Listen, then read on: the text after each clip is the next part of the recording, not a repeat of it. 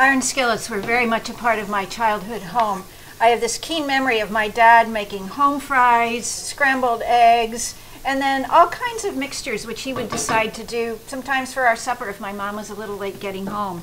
So I have always had a great affection for them. They're so versatile, they're non-stick. I love them too because you can do anything on the stovetop and then finish it in the oven if you want. So they're a great tool to have in a kitchen. We're making tomato pesto frittata.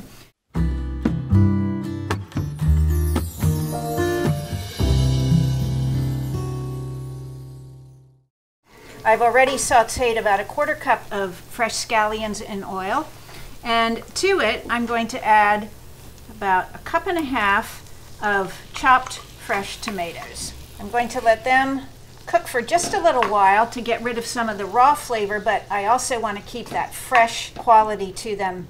And while I'm doing that, I'm going to mince some fresh basil, stuffing it into my handy dandy little herb mill.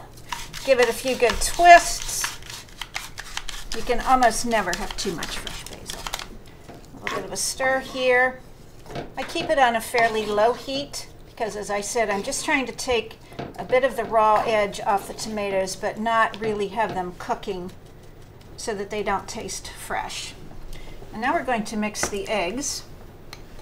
I'm a twirl. What you want to do is break up the egg yolks, and when you've done that, add a little bit of half and half. That will just give a kind of creaminess to the finished frittata. Pinch of salt, another pinch of pepper,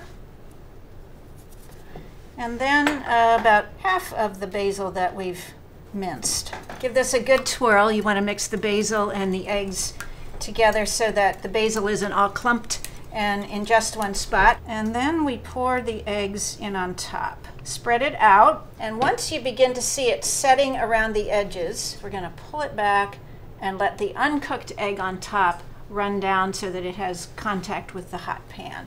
So you see it's beginning to set up here around the edges, and once the entire top looks like this, where it's almost fully set, it is time to turn off the burner. And now I'm going to add those classic ingredients that belong to a pesto. Feta cheese, already crumbled. You want to make sure everybody has a generous serving on their wedge. Add the pine nuts, and again, just sprinkle it. And then the rest of the basil, which we've chopped, just a nice little scattering. So we've gotten everything scattered over the top, and now we're going to pop it into the broiler just to brown and crisp everything for about 3 to 5 minutes. Look at this caramelized beauty. It is exactly what I had imagined. Toasted nuts, browned edges, slightly melted cheese, crispy basil. And you know what? You can serve this frittata in this rustic iron skillet. Isn't that just the essence of homemade food? Now, ideally, you would let this set up for maybe 10 minutes or so that you can cut it into wedges. But I can't wait. Actually, let me just sample it here.